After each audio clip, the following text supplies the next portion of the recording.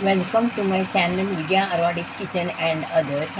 आज पिकलेले केळीचं भाजी कसं करायचं हे तुम्हाला मी दाखवणार आहे. जर माझ्या चॅनल आवडलं तर लाईक करा, कमेंट करा आणि सबस्क्राईब करा. आता हे पिकलेले 3 केळी घेतलेले आहे, कोथिंबीर, हिरव्या मिरच्या आणि मीठ, साखर फोडणी करणे. आता केळीचं असं बारीक बारीक तुकडे करून घेतलेले आहे आणि कोथिंबीर कट करून घेतले आणि मिरची पण कट केलेली आहे.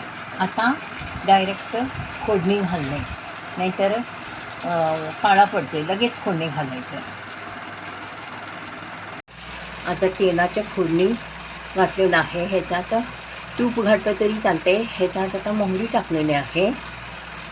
तडतडल्यानंतर मिरची घालायचं आणि केळी घालायचं, साखर, मीठ आणि कोथिंबीर घालणे आणि हलवणे. असं सगळं फोडणीत घातलेलं आहे. केळी पण घातले. आता हे 5 मिनटं हलवायचं आणि केळीचं भाजी झालेलं आहे. हे झाले बघा, पिकलेले केळीचे भाजी छान लागते. करून बघा, खाऊ आणि खावा, मस्त लागते.